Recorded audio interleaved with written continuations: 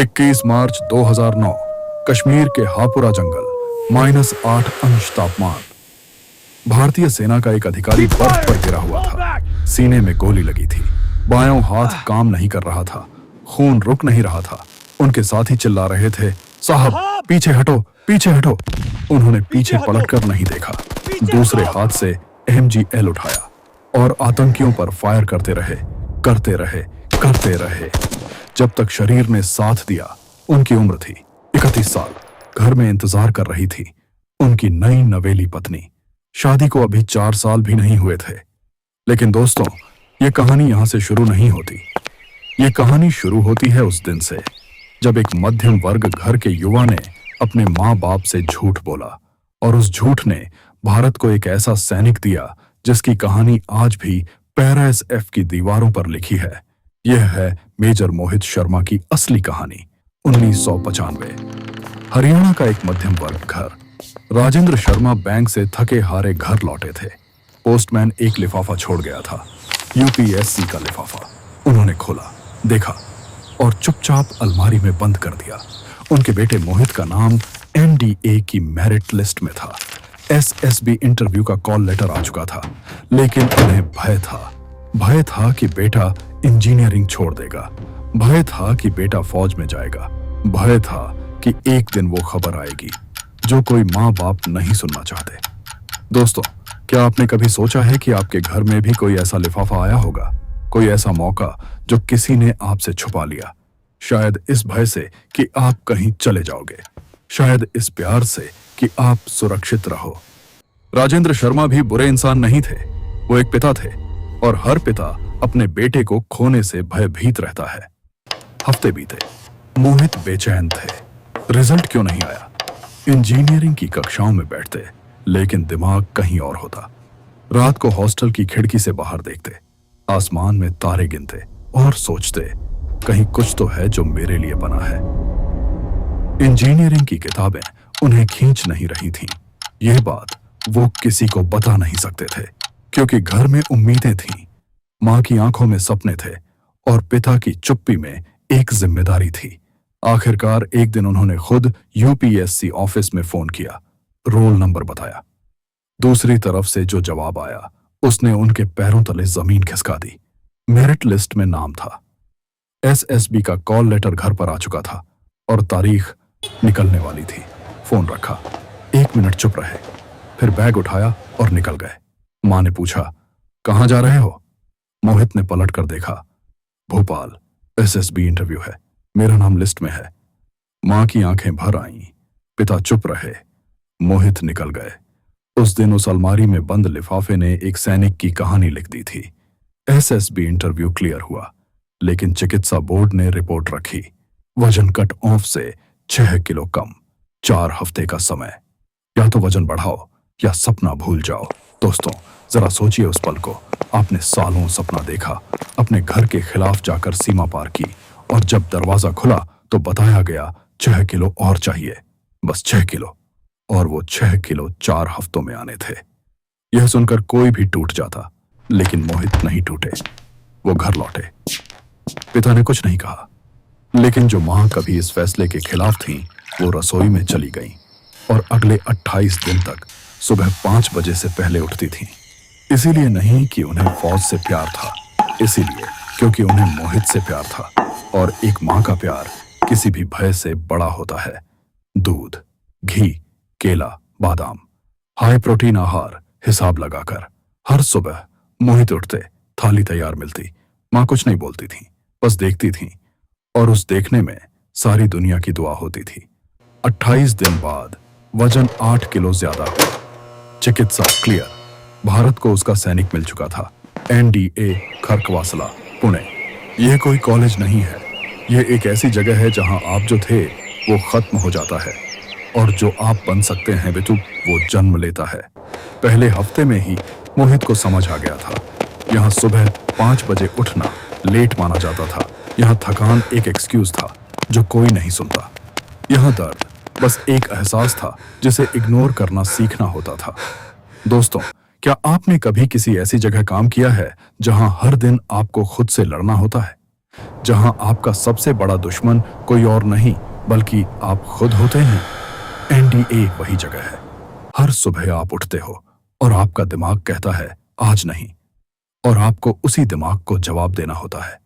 मोहित शर्मा वो प्रशिक्षु नहीं थे जो सिर्फ भागता हो।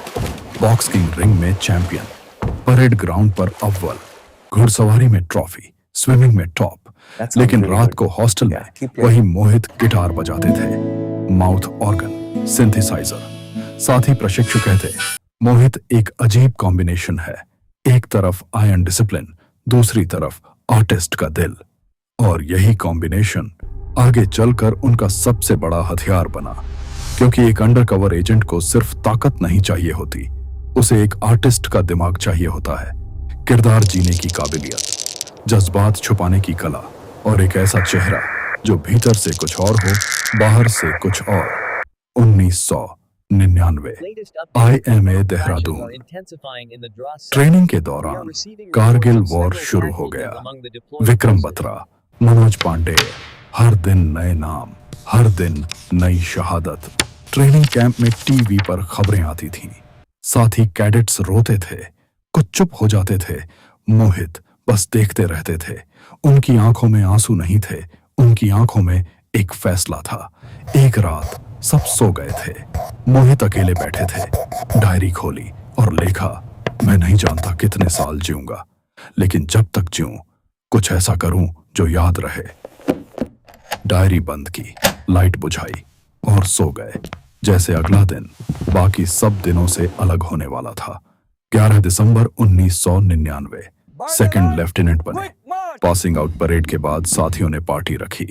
किसी ने पूछा, मोहित पोस्टिंग प्रेफरेंस क्या है? उन्होंने एक पल सोचा, फिर बोले, कश्मीर, जहां सबसे ज्यादा खतरा हो वहीं भेजो मुझे। कमरे में हंसी गूंजी, लेकिन मोहित मुस्कुरा रहे थे। उन्हें पता था वो मजाक नहीं कर रहे। 2000 पंच राजौरी सेक्टर, 38 राष्ट्रीय राइफल्स। ये वो कश्मीर था जो टीवी पर दिखाई देता है। बर्फ से ढके पहाड़, शांत झीलें, खूबसूरत वादियां, लेकिन उस खूबसूरती के पीछे हर रात गोलियों की आवाजें, हर सुबह एक नई खबर और हर गांव में एक अदृश्य भय। यहां आकर मोहित को पहली बार पैरा एसएफ कमांडो से मिलने का मौका मिला। ये वो लोग थे जो रात के अंधेरे में जाते थे, किसी को पता नहीं चलता था कि कहां गए। कुछ घंटे बाद लौटते थे, बिना शोर, बिना नाम, बिना सवाल, और जो काम होना था हो चुका होता था। मोहित ने एक सीनियर पैरा एसएफ ऑफिसर से पूछा, आप लोगों को भय नहीं लगता? वो मुस्कुराए, बोले, भय लगता है, लेकिन हमने उस भय को अपना साथी बना लिया है। वो हमें अलर्ट रखता है। मोहित ने वो बात गांठ बांध ली। 2002 में काउंटर इंसर्जेंसी ऑपरेशंस में उनके काम की तारीफ हुई।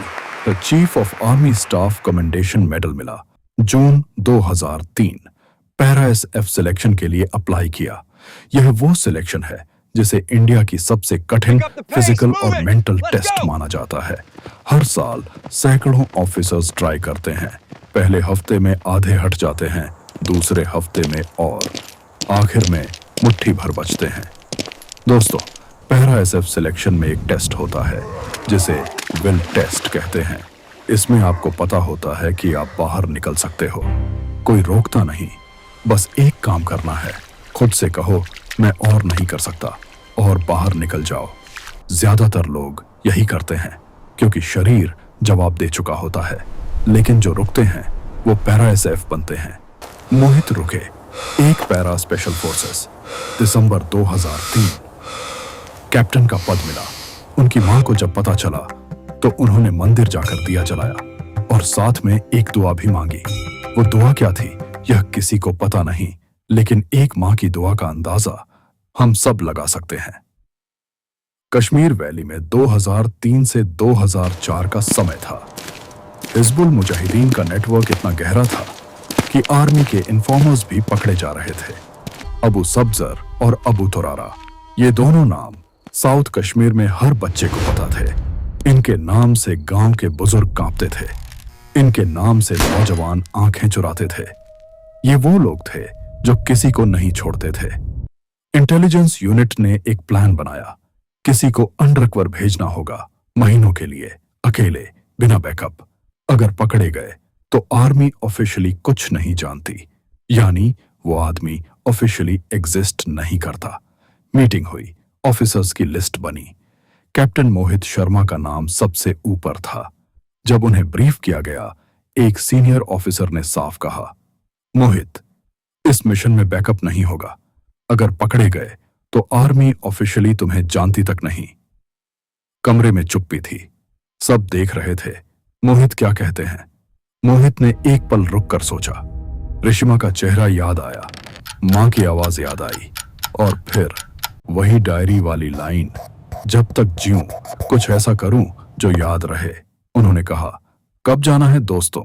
यह सुनकर रोंगटे खड़े हो जाते हैं, क्योंकि यह कोई फिल्म का हीरो नहीं था। यह एक असली इंसान था, जिसके घर में एक पत्नी थी, जिसकी मां हर रात दुआ करती थी, और वो इंसान कब जाना है कह रहा था। अगले कुछ हफ्तों में मोहित शर्मा को मिटाया गया और इफ्तेखार भट्ट को जन्म दिया गया। नाम बदला, कहानी बदली। इफ्तेखार भट्ट एक ऐसा नौजवान जिसके भाई को 3 साल पहले आर्मी ने एनकाउंटर में मारा, जो बदला लेना चाहता है, जो नफरत से जल रहा है। दाढ़ी बढ़ाई, बाल कंधों तक आने दिए, कश्मीरी वस्त्र पहने, उर्दू सीखी, डोगरी सीखी, कुरान की आयतें याद की, नियमित मस्जिद गए। मार्च 2004 इफ्तेखार भट्ट की मुलाकात अबू सब्जर और अबू तुरारा से हुई। मोहित ने वो कहानी सुनाई, बिल्कुल वैसे जैसे रिहर्स की थी, और साथ में रखा एक आर्मी कन्वॉय पर हमले का डिटेल्ड प्लान, चेक पोस्ट की एग्जैक्ट लोकेशन, गार्ड्स की shift timing, mountain escape route का नक्शा। इतना सटीक, इतना कन्विंसिंग कि दोनों आतंकी एक दूसरे की तरफ देखने लगे और बोले, यह लड़का काम का है। वो मोहित को अपने सबसे सुरक्षित हाइडआउट पर ले गए। अगले 14 दिन मोहित उन्हीं के साथ रहे, उन्हीं की तरह सोए, उन्हीं का खाना खाया, उन्हीं की बातें सुनी। दोस्तों, जरा सोचिए उस सिचुएशन को। आप एक कमरे में हैं, आपके चारों तरफ वो लोग हैं जिन्होंने बेगुनाहों को मारा है। आपके पास एक छोटी सी पिस्टल है और बाहर कोई बैकअप नहीं। अगर एक भी गलती हुई, एक भी मोमेंट में चेहरा बदला, तो वापसी नहीं होगी। और फिर भी आप हंसकर उनके साथ बैठे हो, चाय पी रहे हो, उनकी हर बात पर हां कह रहे हो। यह वो जज्बा है जो हर किसी में नहीं होता। रात को जब सब सो जाते, मोहित जागते रहते। हर सप्लाई राउट, हर सेफ हाउस का नाम, हर कांटेक्ट, हर लिंक, सब कुछ माइंड में सेव होता जा रहा था। ये इंफॉर्मेशन बाद में इंडियन इंटेलिजेंस तक पहुंची और हिजबुल का पूरा साउथ कश्मीर नेटवर्क एक के बाद एक खत्म होता गया। लेकिन एक रात अबू तुरारा की आंखें बदल गईं। उसने मोहित को कुछ अजीब तरह से देखा और कहा, भट्ट, तुम्हारे बारे में मुझे कुछ गलत लग रहा है। मिशन की आखिरी रात। अगली सुबह 3 और आतंकी आने वाले थे। दोपहर तक आर्मी कन्वॉय पर हमला होना था, लेकिन अबू तुरारा के मन में वो शक खत्म नहीं हुआ था। वो बढ़ रहा था। तीनों कमरे में बैठे थे। मोहित ने कहवा बनाया, 3 गिलास भरे। बाहर बर्फीली हवा थी, कमरे में एक अधजली मोमबत्ती, और तीनों के बीच एक ऐसी खामोशी जो सांस लेने नहीं देती। अचानक अब्बू तुरारा ने AK-47 उठाई, सीधे मोहित के माथे पर। सच बताओ, तुम कौन हो? दोस्तों, उस पल को एक बार महसूस करो। आपके सामने एक AK-47 है, ट्रिगर पर उंगली है। आपके पास कोई बैकअप नहीं, कोई रेडियो नहीं, बाहर बर्फ है और आप अकेले हैं। उस पल में आपके दिमाग में क्या चलता? मोहित के दिमाग में बस एक कैलकुलेशन चली, अगर घबराया मरूंगा, अगर झूठ बोला और कन्विंस नहीं किया मरूंगा। एक ही रास्ता है, उन्हें अटैक करना। लेकिन सीधे नहीं, साइकोलॉजी से खड़े हुए और सीधे तुरारा की आंखों में देखकर बोले, भरोसा नहीं है तो अभी गोली मार दो। कमरे में हवा रुक गई। अबू सब्जर ने तुरारा को देखा, तुरारा ने सब्जर को देखा। दोनों की आंखें मिलीं। तुरारा ने हल्के से सिर हिलाया, राइफल नीचे। वो दोनों वापस अपनी जगह बैठ गए, लेकिन मोहित समझ गए थे यह लम्हा खत्म हुआ, लेकिन शक खत्म नहीं हुआ। अगली सुबह से पहले यह खत्म करना होगा, हमेशा के लिए। उसी पल उनके वस्त्रों के नीचे छुपी 9 मिलीमीटर पिस्टल बाहर आई। दो आवाजें, साउथ कश्मीर के दो सबसे बड़े आतंकी जमीन पर। मोहित ने पिस्टल नीचे रखी और बचा हुआ कहवा पी लिया, जैसे कुछ हुआ ही नहीं। उस रात उन्होंने अकेले वो काम किया जो एक पूरी बटालियन नहीं कर पाती। अगली सुबह captain Mohit Sharma base camp लौटे। डिब्रीफिंग हुई। इंटेलिजेंस ऑफिसर्स ने घंटों बात की। जो इंफॉर्मेशन मिली उसे पूरे साउथ कश्मीर में हिजबुल का नेटवर्क खत्म हो गया। 2004 में उन्हें सेना मेडल से सम्मानित किया गया। जब वो घर गए, मां ने देखा वही मोहित था, वही चेहरा, लेकिन कुछ बदल गया था। आंखों में एक गहराई थी जो पहले नहीं थी। मां ने कुछ नहीं पूछा, बस खाना परोसा और साथ बैठ गई। नवंबर 2004 शादी हुई रिश्मा शर्मा से। रिश्मा पहले दिन से जानती थी उनके पति का पेशा क्या है। उन्होंने कभी रोका नहीं, कभी नहीं कहा इस मिशन में मत जाओ, क्योंकि उन्हें पता था जिस इंसान से उन्होंने शादी की वो किसी और का था, वो इस देश का था। दिसंबर 2005 मेजर का पद मिला।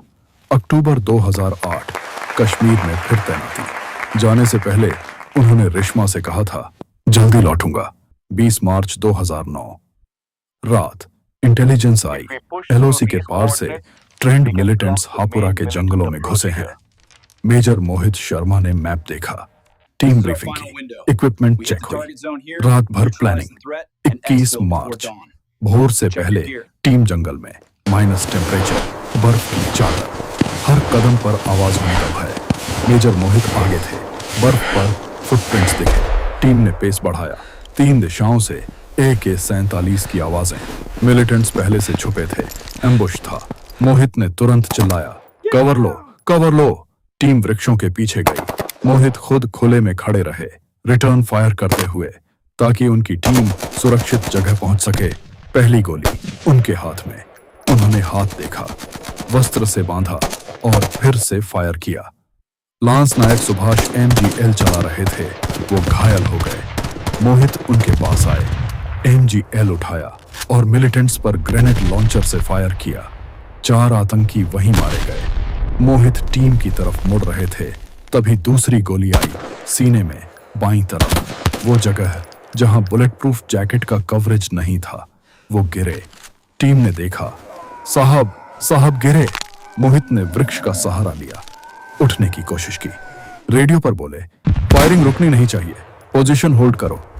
उनकी आवाज कमजोर हो रही थी, लेकिन हाथ में राइफल थी और आंखें आखिरी पल तक उस दिशा में थीं जहां दुश्मन था। 31 साल, 3 महीने, 10 दिन, यही थी उनकी उम्र जब मेजर मोहित शर्मा वीरगति को प्राप्त हुए। 5 दिन तक ऑपरेशन चला।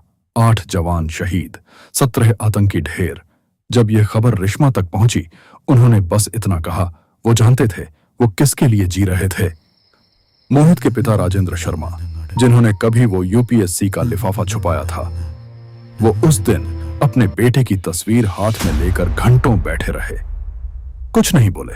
शायद वो सोच रहे थे कि उस दिन वो लिफाफा न छुपाते तो क्या होता, और शायद उन्हें अपने जवाब का पता था। कुछ नहीं बदलता, क्योंकि कुछ लोग बने ही इसलिए होते हैं। 2009 में मरणोपरांत भारत का सर्वोच्च वीरता पुरस्कार अशोक चक्र, गाजियाबाद में उनके नाम पर मेट्रो स्टेशन, रास्ता, प्रतिमा, एक पैरा SF के मेस में उनकी तस्वीर आज भी लगी है। नए कमांडोज को कहा जाता है, जब कभी लगे कि यह बहुत मुश्किल है, एक बार मोहित शर्मा का नाम याद करो। दोस्तों, उस अलमारी में बंद UPSC का वो लिफाफा, अगर उस दिन मोहित के पिता ने उसे छुपाया ना होता तो शायद मोहित कभी उसे ढूंढ नहीं पाते। लेकिन जो होना था वो हुआ, क्योंकि कुछ लोग बने ही इसीलिए होते हैं। वो आदमी जिसे आर्मी ने ऑफिशियली एग्जिस्ट नहीं किया, आज हर पारा कमांडो की पहचान है। जय हिंद। अगर यह कहानी आपने पूरी देखी तो एक लाइक जरूर करें, कमेंट करें आपको इस वीडियो में सबसे पावरफुल मोमेंट कौन सा लगा।